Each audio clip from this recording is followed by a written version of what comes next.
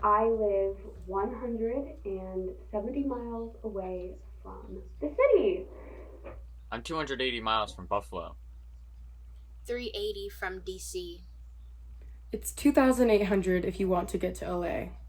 Paris is 3,500. Cape Town is 8,000? Hell, the furthest point on the map from here, which is somewhere in the Australian outback, is nearly 12,000 miles away from us. But I'm stuck. Here. I live in Schenectady, New York. I live in Schenectady. Yeah, I'm from Schenectady. I've been here all my life. Just a couple years. Yeah, but as soon as I graduate, I'm out of here. I don't know, I may stick around for a bit. I haven't really figured it out yet. I mean, where would I even go? It's not that bad. I mean, shit's boring, but what are you gonna do? I was supposed to move downstate like a year ago, but you know, Life happens. I lost my My aunt. grandma. My aunt. My baby sister. My friends. But things are getting better. Nothing's really gonna be the same. I just wish things would go back to Normal. But they won't. Maybe someday. Give it a year or so. I'm just so tired all the time. My head hurts. Everything feels so Foggy. I'm all alone. I'm all alone. I live with my family, but I'm all alone.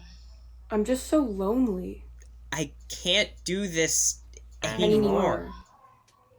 But I have to. So, here is my story. Here is my story. Here's my story. Here is my story. Here's my story. Here.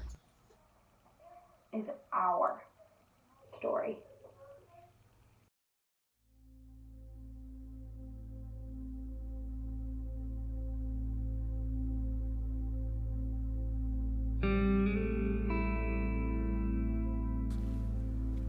That moment was frozen in my mind. We got a call from the district. Send as many computers home as possible. That was 1 p.m. School ends at 3:30.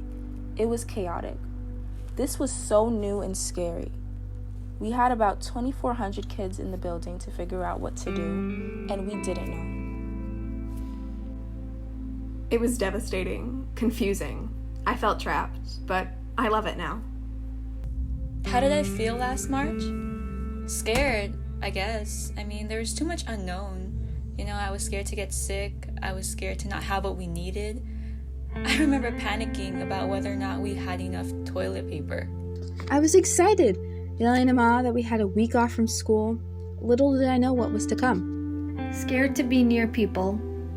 Hypersensitive with touching things. I felt totally isolated. I wasn't sure what would run out or what we would need, but I did remember to get enough baking supplies before those became too hard to find. I was afraid for my family. They had to keep working even with what was going on.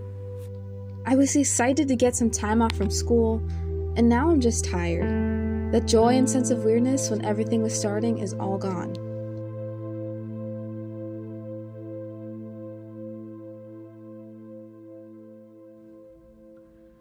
My mom was battling stage 4 lung cancer at the time of the shutdown. She was feeling so cheated because she needed to be quarantined and couldn't be around family or friends. 4 weeks into the lockdown, she was put in hospice care. My sister and I were determined not to let her die in the hospital, so we moved in and took care of her. It was exhausting and draining and very isolating as we couldn't have anybody but immediate family with us. It was also a blessing and an honor to be with her and care for her.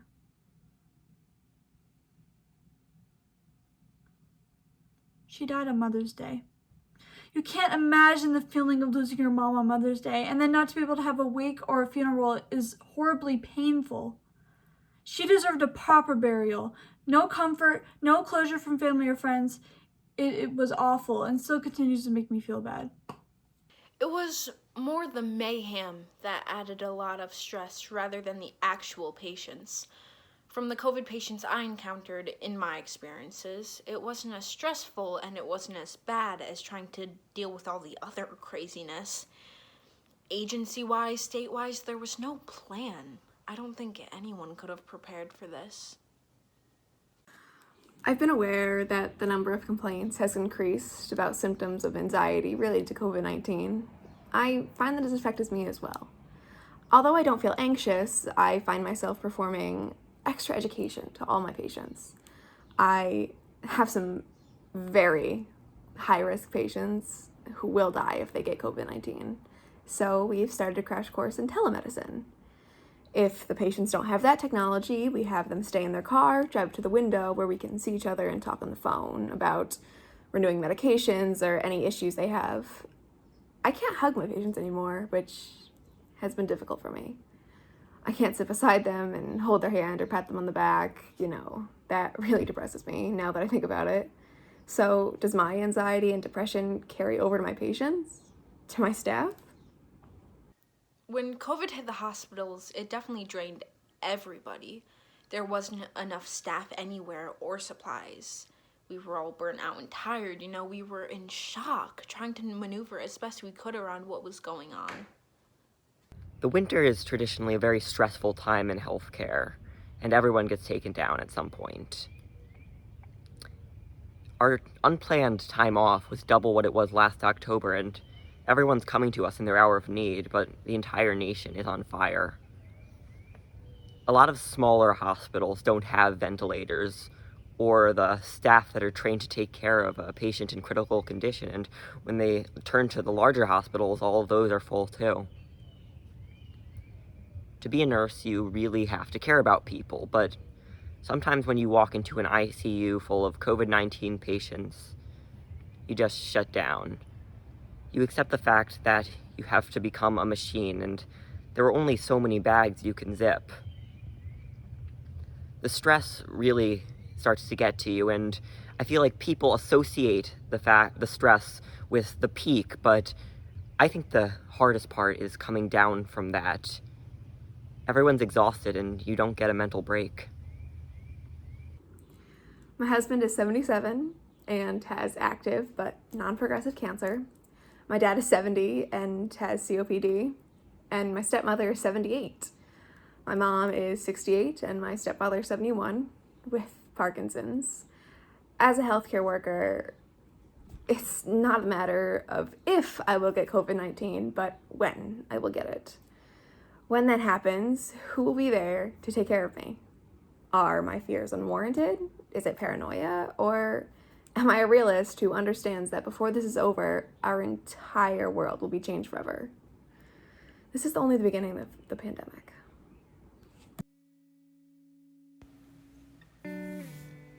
I've lost a lot. Not compared to some people, but compared to what I had. Losses? I mean, of course I've had losses. Like, all the plans I had went out the window. I feel like I'm stuck in a rut. I've lost rituals. Dinner every Sunday and seeing my nieces and nephews. I have a niece who was born in September of 2019. I haven't been able to see her in person since March 2020. We didn't get to see family over the holidays. All of this is truly a loss to me. I've lost time with my students who will be seniors when we go back to school were sophomores the last time I saw them. I've missed the chance to watch them grow up. A very good friend of mine passed away with complications related to COVID. I only have one friend, my friend from elementary school. Since I left my old middle school, I lost all my friends from middle school. I lost my job in late 2020. Gained it back, but now I don't even want it anymore. I'm nearly 20, and I feel like I'm wasting my life working at a supermarket, having to serve my old teachers who keep telling me I could do better. The biggest challenge? Accepting things as they are. Keeping my teenage high schoolers from suffering from severe depression and loneliness, and trying to have faith that things will be okay, but not knowing when or how. Not seeing family and friends in person, I feel very disconnected from those I care about. I'm 66, and I've had to admit to myself that this was exhausting in a way that maybe if I was 56, it wouldn't have been. I didn't ever feel old in the before times, but I do now.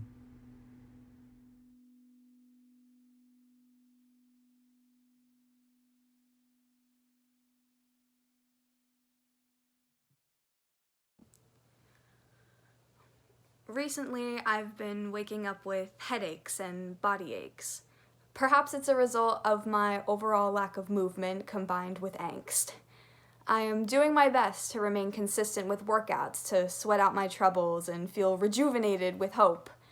However, the uncertainty in the air leaves a stickiness in the palm of my hands. The pandemic has canceled any plans to walk across the stage I worked 4 years to cross. I'm now living back home, which is still hard to adjust to. My room currently looks like a storage room after moving back from my college dorm.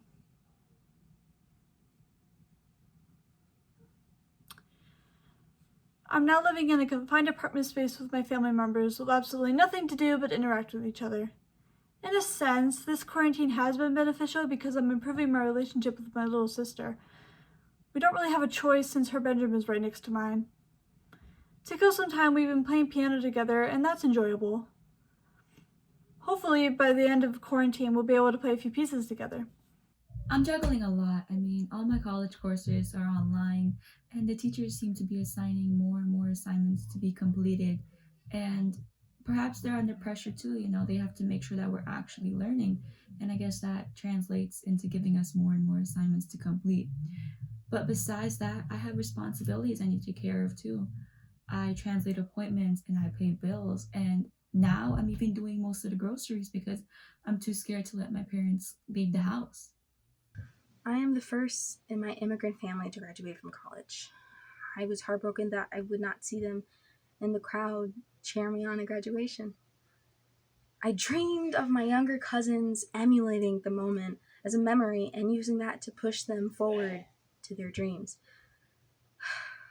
Hearing my name called at graduation symbolizing that my family sacrifices weren't in vain. I do my best not to think about all that COVID-19 has halted in my life. I did not prepare for these 4 years for life post-graduation that is more uncertain than the present. This week, I have been just fighting the lurking depression. Some days, the motivation is drained out of my body from media's whispers of chaos and death. My stepfather, every so often, announces the death tolls. 10,000 total, he says. No matter how much I tell them to stop, though, it's just on the news. It's their background noise. Have I ever been where? Schenectady? How do you even spell that? Is that anywhere near New York City? I've been to New York City. I was supposed to go to summer camp in the US, actually. Obviously, that didn't happen, so I'm stuck in my job at the local grocery store. Quarantine? Well, it's the same here, I guess. Time passes more slowly, and you're not allowed to go outside. It's feeling exhausted from all the schoolwork and touch-starved because your friends aren't there. Suddenly, the 2-bedroom apartment you share with 5 family members finally begins to feel cramped. It's feeling terrified because you share a room with your COVID-positive aunt who refuses to see a doctor, and you can hear your dad coughing through the walls, and your mom at 2 a.m. reciting Quran and rushing to make tea for the both of them. She gets sick too. Ever since I was a child, I look forward to my 18th birthday. I thought I would suddenly gain years of knowledge and have the power to change the world. Little did I know how difficult the year of my retirement from childhood would be. When murmurs of quarantining were becoming a reality, my family and I were stuck. My mom, an essential worker and single parent, worked all day while my younger siblings and I attended school. On top of trying to graduate from high school, I had to be a mother for a preschooler and a grade schooler. My 18th birthday came and went, and I was still the same person. At first, it was hard trying to remain optimistic during quarantine. Each day started feeling like the last, and you had no idea what to expect. It wasn't until Mother's Day when I realized that I wasn't being as optimistic as I should have. I hadn't been allowed to leave my house throughout the quarantine, so when Mother's Day approached, it was hard fighting the urge to go out and get something meaningful for my mom. My sister and I resorted to shopping online, and I decided to make my mom's favorite cake, tres leches, on my own. It was my first time making the cake, but I was determined to have the cake come out beautiful and delicious because it was for my mom. We ordered balloons for her, a fluffy teddy bear, and simply dedicated the day to allow her to rest as we roamed around the house and kept everything clean and in order. When the state gave the orders to stay at home, I was in the midst of multiple eating disorders that had started the previous year. The idea of quarantine terrified me. I would have to try even harder to hide my worsening health from my family. I didn't want to get better. As the days in quarantine blurred into weeks, all I was left with were my thoughts. I finally realized this is not what I want. I don't want this to become me. I began to confront my feelings, put effort into counseling, and find ways to express myself.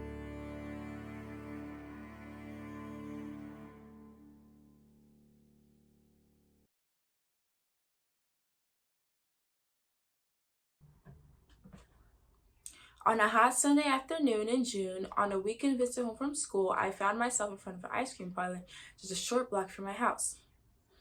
I had been asked to speak at a protest to shut the ice cream parlor down and against its manager, who was a member of the Proud Boys, a national alt-white group that has been growing in numbers in recent years.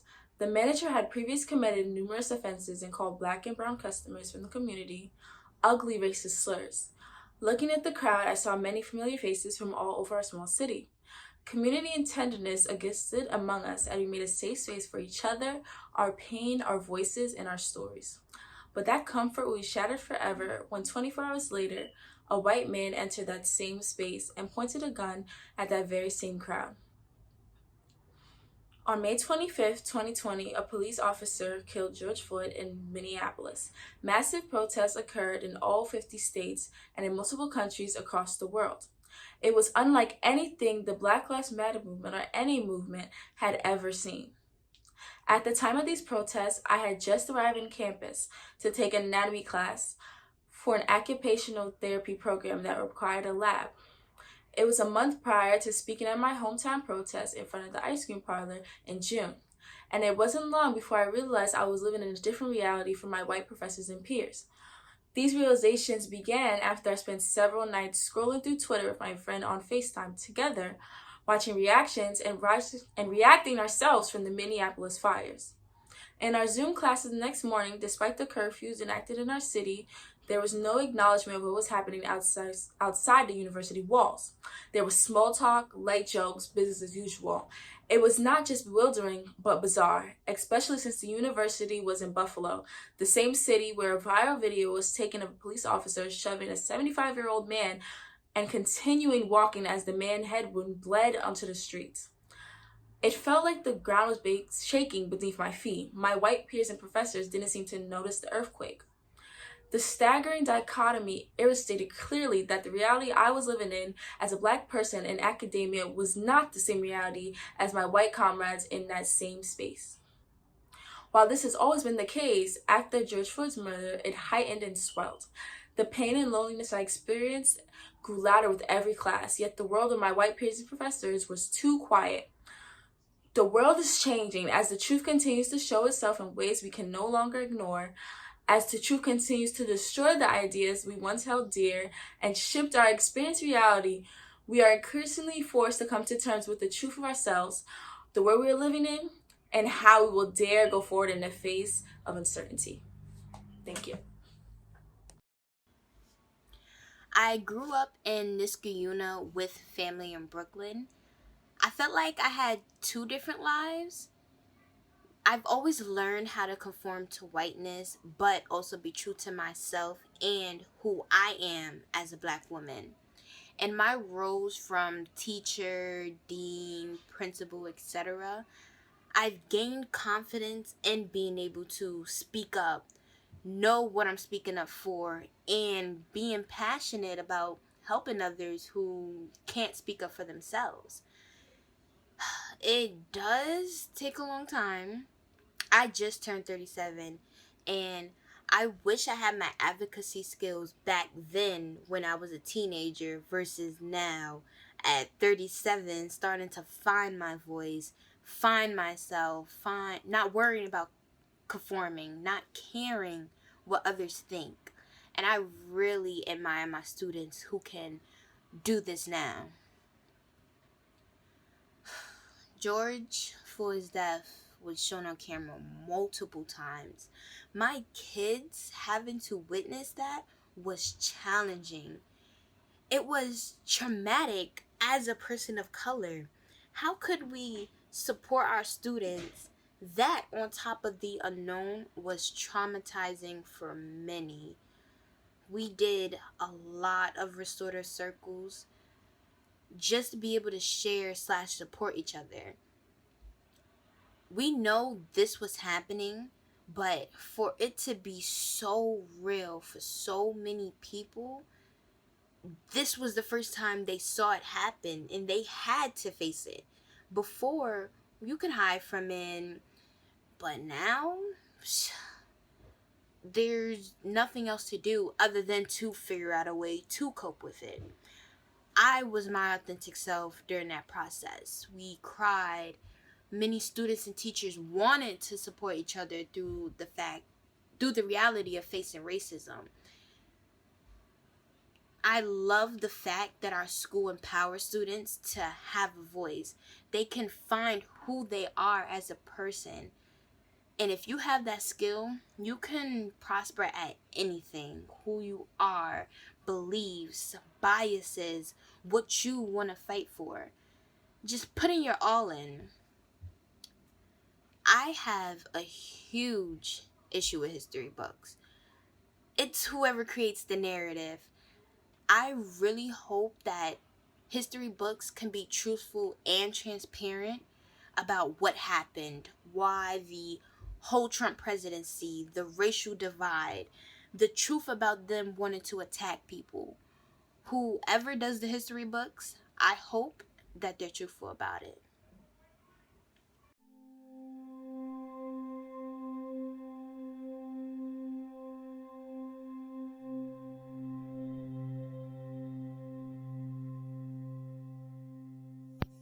Last March, I was in my freshman year of college. Schenectady High, class of 2019. Anyway, we went home from school break, and I was under the impression I would go back to my school. My friend texted me towards the end of the break. We're not going back. It was very sudden, very unexpected. I finished my semester online. I genuinely did not enjoy it. It was pretty terrible, and I was thinking to myself, I'm paying all this money and I can't even go on campus and see my friends and enjoy events. I thought I might transfer and take some classes online so I could go back to campus. But I know what's good for me. I knew I wouldn't enjoy online classes anywhere. I guess I'm not going to school, but I need to do something. So, I guess I'll go get a job. Dollar Tree was the first place that I applied to that called me back with a positive response. So, I made it work. I trained as a cashier 2 months in. I had right numbers that competed with the managers. That means I was stocking more than the managers were stocking each shift, while still working the cashier. So I was promoted to an operations manager. And you wouldn't think it, but this job can get serious. A random customer tried to fight me, and he came without a mask. I asked him to put one on. It's company policy. He gave me attitude. He asked if there was a mask for him, if we had a mask for him. I said no.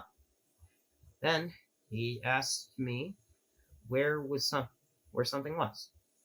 I thought, I'm just gonna get him out of here as quickly as I can.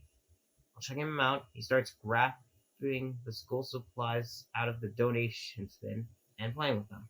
I asked him not to. He started cussing me out. He just started bugging me. I said, "Sir, calm down. I have to ask you to leave the store." He starts to come around the register and come at me. I said, "Please leave." He said, "Oh, make me." Other customers interjected. And he started to whistle. He forgot his change. 1784. I remember because that's a lot of change to leave behind. This guy really had a problem just because I asked him to follow our store policy.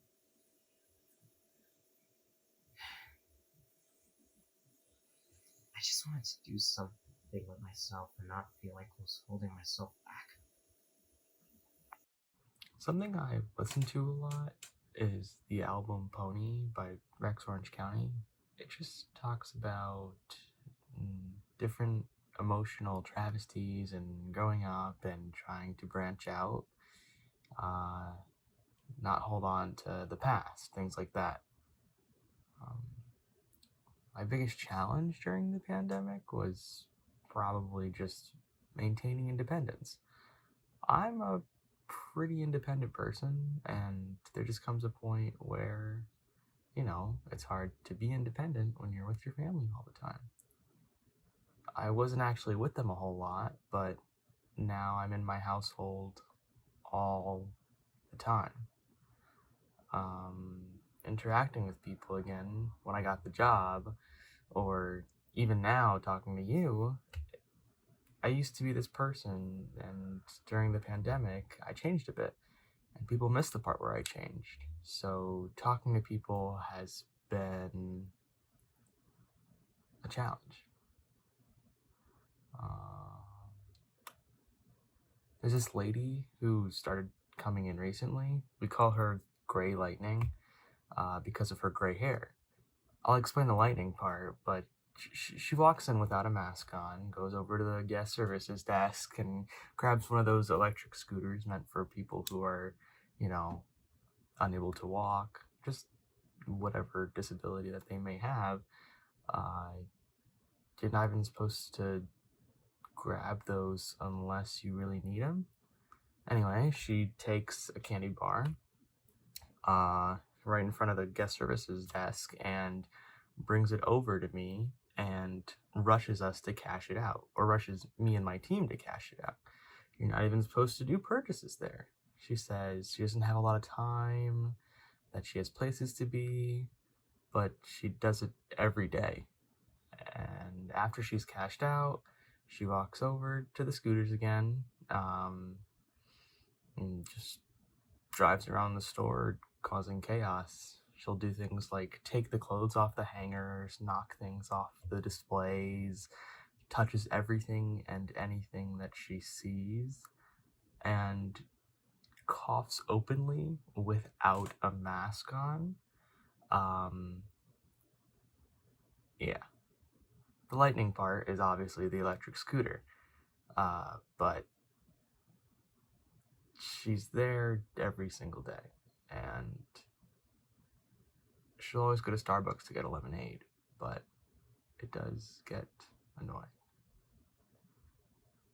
I see the light at the end of the tunnel, but I just hope being in school and doing the musical next year will be worth the wait.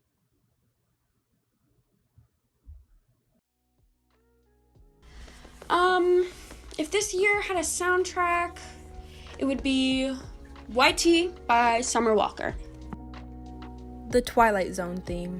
This year has just been surreal. Gloomy. Dark with very small bits of light. Or anything by the rapper Nosa. I've listened to a lot of oldies. Anything that reminds me of being happy. Well, early on in the pandemic, new podcast releases were how I kept track of what day it was. Let's see. A hobby? Oh, okay. Admitting this is really embarrassing, but, I binge-watched Game of Thrones. Yeah. I was so sad when I finished the 8 seasons that I just simply started watching them over again at the beginning.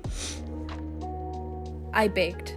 I know everyone baked, but I baked. Grey's Anatomy. I think I've gone through the whole thing twice since last March, which is definitely too much. I learned how to crochet. I've spent countless hours crocheting. Everyone I know now has an ear warmer, even if they didn't want one. Not to be dramatic, but it saved me from losing my mind. Because we couldn't really go away, we got creative. We found an inexpensive Airbnb with a pool about 20 minutes away, and we even started using this app that's like Airbnb, but just for pools. You rent time in someone else's pool by the hour. That kept me going this summer. Listen, to be honest with you, I've binge watched too many shows to count.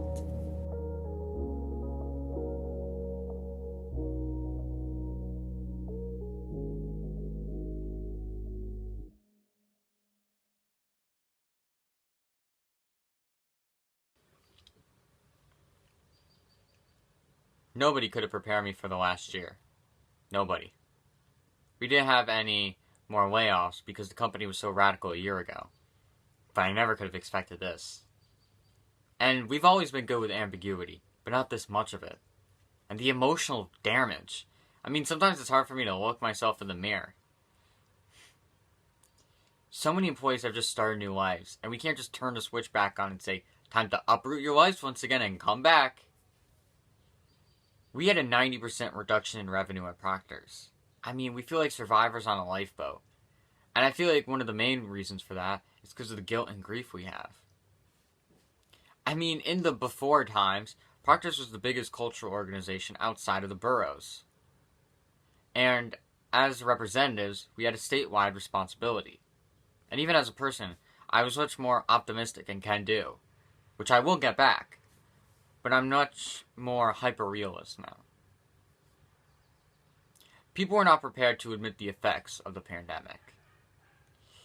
I've had experiences that I couldn't even imagine before it. None of them new, but just megaphoned. I've seen layoffs and firings, but not of this magnitude. Proctor's heats and cools much of downtown. Well, our customers are broke, their clients are non-existent, the offices are vacant, and the hotels are down to zero. We've been accused of being racist in the past. We have investigated and adapted to those circumstances. We hired someone from Howard University to do an 8-month investigation on the problem. I've come to the conclusion that one person was the main problem. They are not coming back. We have also hired a DEI officer and a DEI officer specifically for educational programs. We are also working with other organizations to create an anti-racist program, Community Conversations.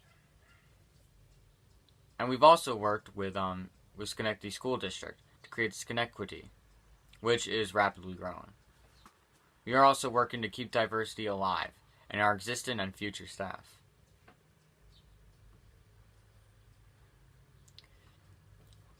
The biggest part of our success is our relationship with Schenectady. 90% of organizations like Proctor's rely on huge endowments. We have ours, it's $1.8 million. We're new at this. We've been only around for like 15 years. We're not getting $10 or $20 million endowments. Our biggest donation was $750,000. Our insurance plan is the community. We give to the community gives back. And the Schenectady County has promised to give us $200,000 a year for 15 years to help us borrow $1.5 million from a bank to help our restart plan. We are committed to working for the community, even when close to performance. I am very interested in the future of the performing arts. Live theater and live music has been challenged ever since the creation of the industrial age. It's been said out several times that it was about to die. But people have to make theater. It's who we are. And when there is people making it, there are people observing it. And we are here to firmly put that stake in the ground for Schenectady and the Capital Region. After all this, after all everything, all I can say is just, how did this happen? It was a big shock. One day we were serving, the next we were shut down. It was so stressful having the cafe closed, and on top of that, of having a family member in the hospital because of COVID made matters even worse. If I had to describe it in just a few words, it would just be tragic and sudden, very sudden. Big system shock. Like, the rules and the guidelines and the like have all been changing so quickly, and we're just trying to adjust as best we can. My father died, and that moment through everything just really stuck out. It was like the worst possible thing that could happen did happen, and I was left stranded. I just want a sense of normality back in home life and in business. I want it back the way it was before. There will be changes, of course, but I want to salvage anything and everything I can from life before. In food service, everything had to change, from the way people acquire services, whether it be dine-in or take-out. Everything had to change. And it isn't just one industry. And it's easy to wallow, but you begin to realize it isn't just you. It isn't just your business. It isn't one particular person. It's everybody. Nobody is an island in a time like this. Everything was stressful. From family deaths to the unemployment rates, trying to keep your employees, just keeping your business alive. What surprised me is how many people banded together to make it all through, too. All the restaurants, we all helped each other. We were supporting each other. I would share one business's socials, and they would share ours. And that cycle would continue. Everybody just came together and helped everybody out. Our business, as well as the industry, has changed, and it's going to keep changing. I don't expect it to ever be the same. But I hope someday it is. This is a learning process, and it's going to benefit everybody. And yes, it's hard, but you can't lose faith in yourself, in the world, in humanity. Don't lose hope, and no matter what, we will get through. I've said it 1,000,000 times. You don't know what you're capable of until you have no other choice.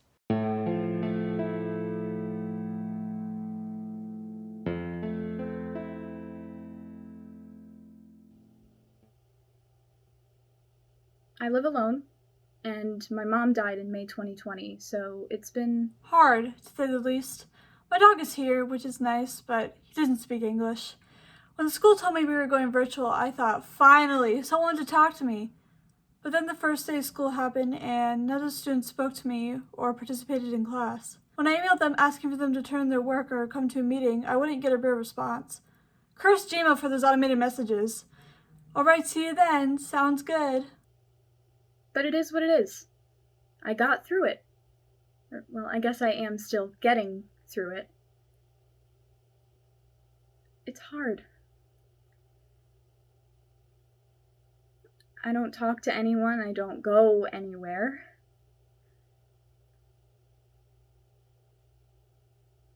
In the grand scheme of things, it feels like I'm complaining about a first world problem when there's people in other countries without medicine or clean water. But I am struggling too. And I shouldn't be made to feel like... I'm sorry, I'm just... scared. I'm scared for my students and that they won't be able to get a quality education. I'm scared that I won't be able to give them a good education. I'm scared of what's going to happen to those families who lost their jobs.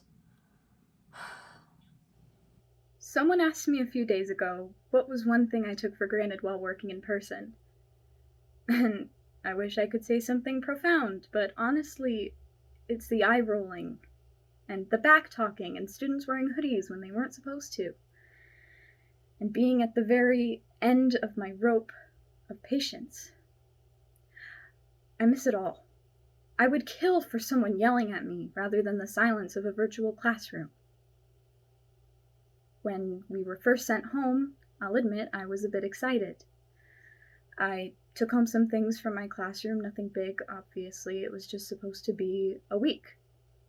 I stopped on my way home at a florist, and I bought myself a bouquet. It had roses and daisies and tulips, and it was just going to sit on my dining room table. It'll be hard going back after knowing everything that's happened. With so many social issues coming to light, it'll be hard to be sensitive when you can't always relate to what a student is going through. I'll admit it, at the start of quarantine, I was a little depressed. But now I know that I'll never question a student about their depression again. I was asked if anything will ever go back to normal.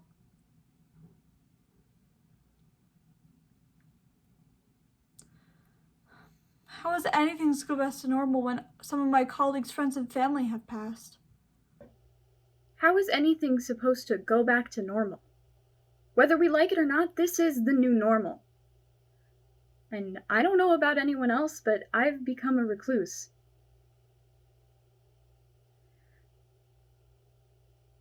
Of course I miss my students, but I don't know if I want to go back. Because I don't want to leave my house. To summarize, the 10,152 hours, the 429 days, and the 608,633 minutes since March 13th, 2020 The words mixed emotions never fit so well. I'm not sure if I really understood that phrase until now. There was a lot I didn't understand before this year.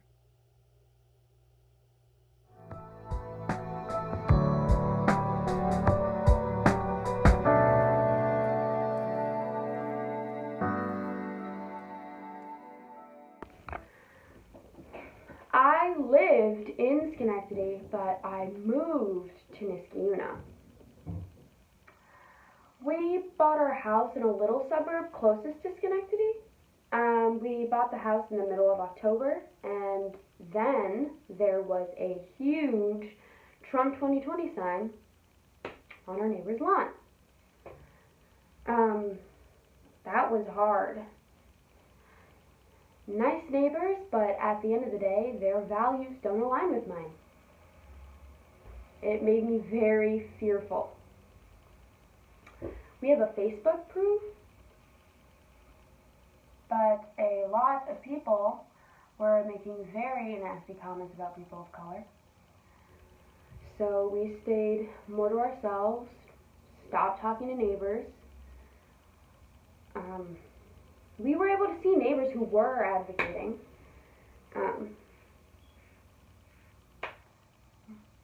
It was really, really, really uncomfortable. We had a neighbor say, "If you come on our lawn, we'll shoot you." So I thought maybe we should go back to where we're comfortable. By 12 o'clock, it was starting to feel like 2016 all over again. From Wednesday to Thursday, people on both sides were getting anxious, and I think we all just kind of wanted it to be over. Around that time, the big joke was how Nevada was taking forever. Like, it felt like they were counting their votes one at a time at a sloth pace. During that time, I was still looking at Georgia, though, because they were still unknown. But each day, it looked like it was going more and more in Biden's favor. Still, thinking Biden was going to win Georgia was a far-fetched idea.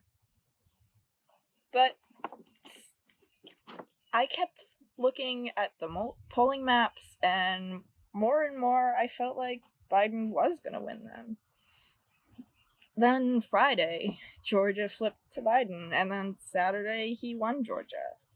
And it was truly surprising.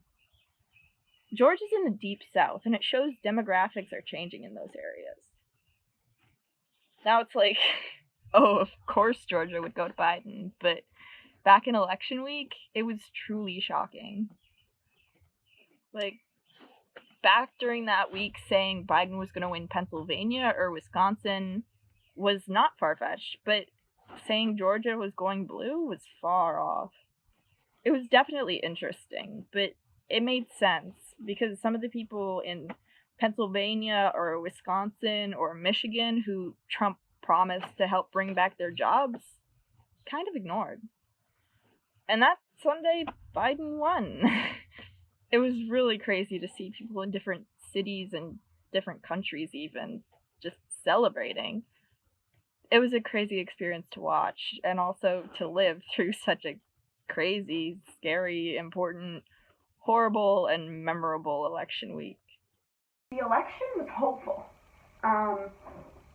First black woman VP, something I thought I would never see. I remember Obama. I showed my bio class the inauguration. I cried. My kids were first to see and experience that with Kamala Harris. And that is something I don't think I'll ever forget.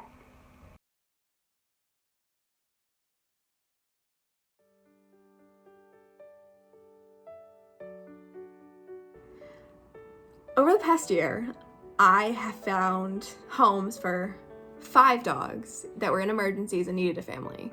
My most recent replacement was a little girl hound dog. I was driving to visit a very ill friend of mine, turned out for the last time. On the way, I saw this really skinny dog with blood all over her face and neck.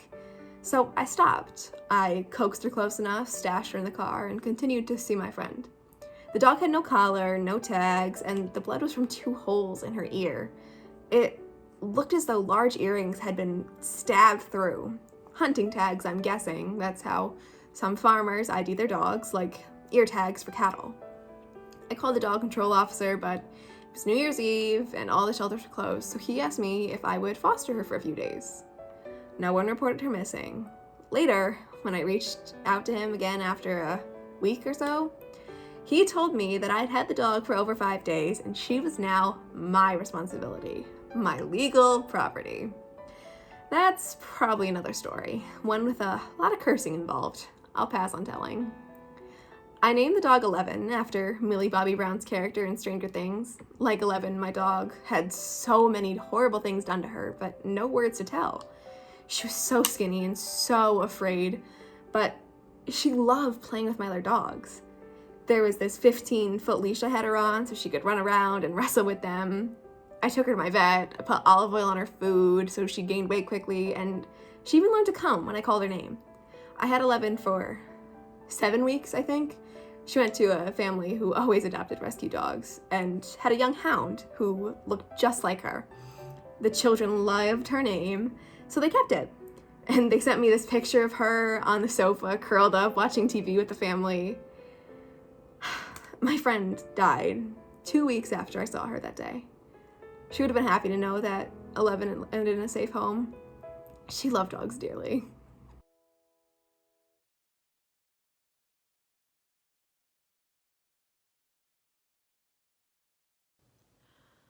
We lost so many things, and I am incredibly lucky. I didn't lose my job or my income or my life.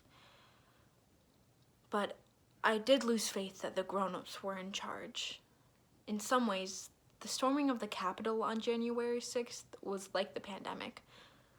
An uncontrolled force burst into our lives, and no one was prepared or acted effectively to stop it. I'll never truly believe we're safe again.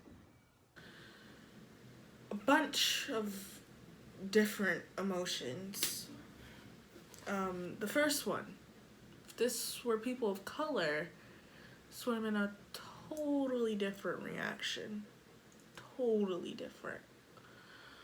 That's my lens on it. I mean, it was anger on top of it being ridiculous that it even happened. And if this was people of color, you would have been dead. Every single one of them. Dead. And a lot of neighbors were like, this is crazy. Duh, really? You can't believe this is happening? Confused, shocked, not shocked, angry. It was just, okay, this is happening. And if people who look like me did this, they wouldn't be here anymore. One guy was from Brooklyn, Jewish. I was like, what? Not advocating for his own people? You know about the Holocaust, so what are you doing? It was just disgusting to me. I'm not gonna cry for people who don't give a crap about their constituents. I'm not gonna sympathize. When the people fear the government, there is tyranny. When the government fears the people, there is liberty. When they order drone strikes on children in the Middle East, those people are dead, and it's the politicians who are cowering under their desks, hiding from a group of misfits who had just happened to storm the Capitol. I am not going to sympathize with people whose only priority in life is to get reelected. Sure, I don't condone the violence, but I don't condemn the crowd either. During January 6th, I just felt anger. Pure anger. People are more aware of what divides us, and that is splitting us more and more apart. If we could just respect each other's opinions and not invade the stronghold of our democracy, it truly shows how nonsensical people can be. To be honest, I didn't really expect it, but I haven't been watching the news as much, so. My husband, he wasn't too shocked. The police didn't protect the Capitol because it wasn't Black Lives Matter or protests more like that. It would have been met with much more force. Much more force. And that just shows that this country chooses the people who aren't and are allowed to commit treason. This has been a year when terrible things that couldn't possibly happen did happen. We lost so many things we can't get back. It will never feel like the before times again. I think wearing no mask will never feel normal again, because I'm used to wearing them in public. I wish masks hadn't become so politicized, because honestly, it seems reasonable to wear them every winter. Shaking hands. I know it's not life-changing, but I've been working so long on a nice firm handshake. I did lose trust in the grown-ups that they were in charge. I'll never really believe that we're even safe again. The world around me has changed in a way where I believe that we are more aware of problems that we've been blind to. And as for me, a lot of self-realization as well. I think I withdrew during lockdown and have drifted or lost contact with lots of friends. Even though things are back to normal here, I still haven't put myself back out there, and I don't really have any good friends anymore. I will definitely be more grateful for in-person interactions. I've learned to cope with disappointment, I think. Let's just say I will never say I want to do school at home ever again.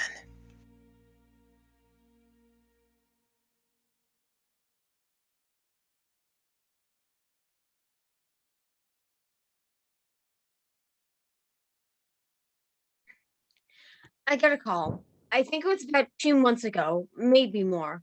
Time seemed to disappear for a while. Anyways, the call said that my uncle had been hospitalized with COVID-19 and was in the intensive care unit. I wasn't sure what I was supposed to feel or think. I just knew that I needed to see him, but they wouldn't let me. You see, I have asthma and I was at high risk for COVID. It was scary, to say the least. I was alone in a hospital, and I have never liked hospitals very much to begin with. And I kept slipping in and out of consciousness, and it felt like I was being continuously drugged, and who knows, maybe they were slipping me something every couple hours to knock me out. It doesn't really matter anymore at this point. I remember the pain. I don't remember a lot, but I remember being in a lot of pain. I remember the tightness in my chest, and the realization that I couldn't breathe, and the panic that set in when that happened. You know, it's kind of funny. Hospitals are these places where people are supposed to get better, but so many people die in hospitals every single day. And I did not want to die. That's my biggest fear. Knowing that I'd be leaving my entire family behind. It was my responsibility to inform our family members of the situation, which, you can imagine, was incredibly difficult. As someone who doesn't deal with their own emotions, it was terrible having to deal with our entire families. They were yelling at me and crying and saying it was my fault, which doesn't make much sense. And at the time, it made me angry. Of course, now I understand that they were grieving, but they were grieving a man who wasn't dead. There was one point in time where I was conscious for maybe like 5 hours, and this nurse, she came in, and her name was, I don't remember her name, but she was really pretty, and she had this nice rack. Anyway, that doesn't really matter. But she told me that a bunch of my family members had called and had left messages, and I didn't understand why they were crying. They were acting like I was dead, and I trust me, I was not dead. I mean, granted, technically I was dying, but in the grand scheme of things, aren't we all? I mean, what's the real difference between treating me like I'm dead and doing the same thing for a newborn baby? Well, yes, I'm 51 years old, and the newborn is, well, newborn. We're technically both dying. At one point, my grandma, his mom, called me and asked if she could borrow money for his funeral. His funeral. when the man was conscious. I think that's a problem with a lot of people dying. Family members planning out their deaths before they happen. And then they don't take into consideration how the person feels when they recover. And it seems like their family was planning their death. I don't even know if what I just said makes any sense, because that's how stupid it is. I can't even articulate how ridiculous it is. I don't remember a lot of things. I remember seeing my wife through the glass briefly for a few seconds, and then she was gone. I remember I couldn't eat anything, and I remember being put on a ventilator. I don't think it hurt, but I really don't remember much from that point on. It was after the fact that was really the worst part, when I couldn't walk, so they made me walk with a cane, when they made me eat a bunch of healthy foods that tasted like absolute garbage, and after that, when I still couldn't walk, and so they made me go to physical therapy, which was embarrassing, to say the least. And all my friends made fun of me, which I suppose is better than them coddling me. There are two kinds of people in this world. Those who count on others for everything else, and those who are independent, or at least would like to think that they are. I would be the latter of the two. My uncle is, for lack of a better word, a narcissist. So he will say that he can take care of himself and that he doesn't like to be coddled. But when it really comes down to it, he loves to be the center of attention and will bask in it as long as he can. He loves it, thrives on it. And my aunt loves to serve. Frankly, as a woman of the 21st freaking century, I think that he could have taken care of himself after the first initial weeks, and that my aunt was just enabling him. Your aunt didn't do anything for me. She didn't even make me food, like she should have. The entire family knows that isn't true, and you just continue to tell people what you want, but whatever. When he finally felt better and could walk without assistance, that's when things got really bad. He and my aunt started going out to bars and restaurants and never wearing their masks. They would drink constantly, not just a beer or two. No, they got drunk on hard liquor, which weakened my uncle's immune system, and he was diagnosed with pneumonia. I was fine. I don't know why everyone makes such a big deal about it. You were hospitalized. I was fine. It was probably the doctors who poisoned me anyway. I was in and out in a couple of days. I was fine. F-I-N-E, fine. You almost died. Twice. That is definitely not fine. You know what the problem? The fact that you're 23 years old and have no job. There was a global pandemic, and I had a job. I You was had a just job. laid off. You worked at a diner. I was a paralegal. Maybe because nobody wanted you to be their real lawyer? I'm in law school. Moral of the story. Moral of the story? My uncle is an idiot. There is no moral of the story because this isn't a frickin' Disney movie. And having pneumonia and COVID in the same month is not being fine. Since March 2020, I've gained a lot. I've become more aware of my surroundings and my attitude in multiple situations. What did I learn? I learned the limits to my own introversion. I mean, I still don't like going places after work or going to big parties, but the long stretches of going nowhere last spring, those were rough. But now I'm hoping that we'll take mental health a little bit more seriously now. Mad baking skills. What's the word for being strengthened by adversity? Forged, I think. Like iron. I've become more patient. I made a vow to myself that I would not wear the stress of things I can't control. I picked up extra hours when the lockdown started in March, and that's because most of the staff had to isolate due to their old age or health conditions. I have a deeper awareness of the social issues that are dividing the country, and a conviction to do more about them. Hope. I think we are close to getting to the other side of things. I am definitely going to try to enjoy life daily, not take any simple pleasures for granted. I am eager for our new normal.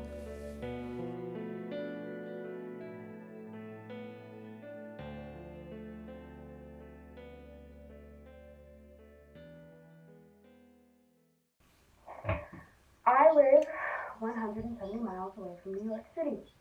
280 more are dead each day.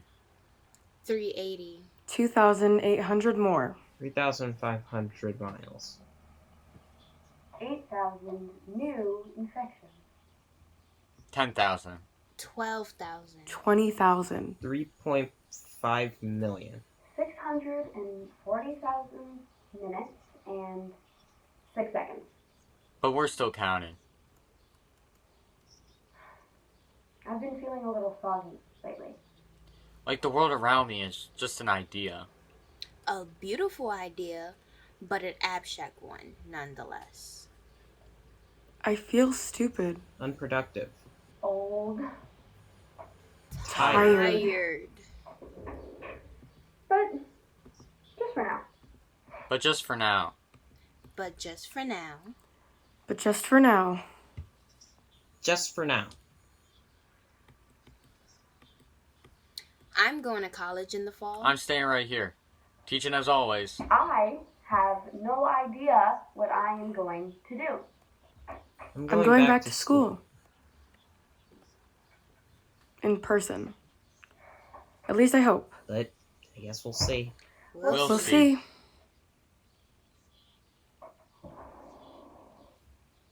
I do see.